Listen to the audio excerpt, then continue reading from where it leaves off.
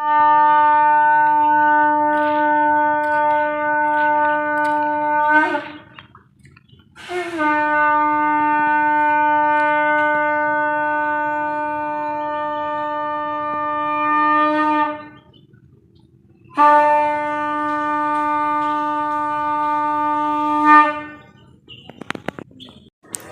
हाय, नमस्कार. कसे आहात आपण सगळे? पुन्हा एकदा तुमच्या सगळ्यांचं मनापासून स्वागत करते आजच्या ह्या मिनी वृंदावन गोवर्धन पर्वत परिक्रमामध्ये.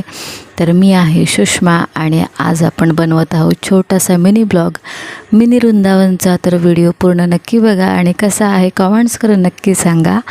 चॅनल पेजवरती नवीन असाल आणि सबस्क्राईब केलं नसेल तर नक्की सबस्क्राईब करा, लाईक करा, हाईप करा. तर हा आहे गोवर्धन पर्वत आणि याची आपण परिक्रमा केलेली आहे.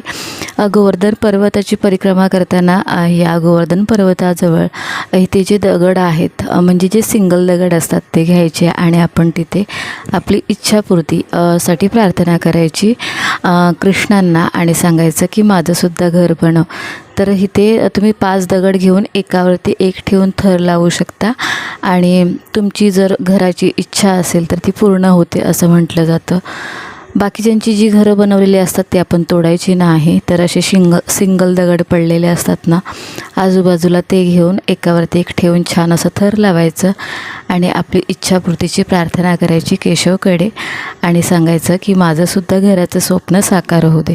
आणि खरं सांगते इथे गेल्यानंतर एवढं फार छान वाटत होतं की इच्छा पूर्ण होईल की नाही माहीत नाही, पण जी मनाला जो समाधान भेटतो ना तो फार अप्रतिम असतो. तर मी जेव्हा इथे जाते ना तेव्हा मला घरी यायची इच्छाच होत नाही. म्हणजे एवढं सुंदर हे मिनी वृंदावन आहे बनवलेलं की काय सांगू तुम्हाला, शब्दच अपुरे पडतील. आणि एकदम शांतिमय वातावरण, सगळेच मंदिर फार अप्रतिम त्यांची रचना केलेली आहे. हे पूर्ण गार्डन टाईप बनवलेलं आहे जिथे निसर्गाचे संगोपन केलेलं आहे ते एकदम उत्कृष्ट प्रकारे केलेलं आहे. आणि तुम्ही बघू शकता इथे छोटंसं तलाव आहे, चालायला रेत आहे.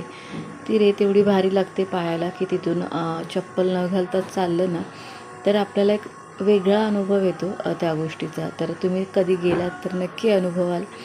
तर हा मिनी ब्लॉग तुम्हाला कसा वाटला कॉमेंट्स करून नक्की सांगा. चॅनल पेजवरती नवीन असाल आणि चॅनल पेज आवडलं तर नक्की सबस्क्राईब करा, लाईक करा, हाईप करा आणि असेच आपले व्हिडिओ बघत राहा. तुम्ही व्हिडिओ बघताय म्हणून मी बनवत आहे. थँक्यू.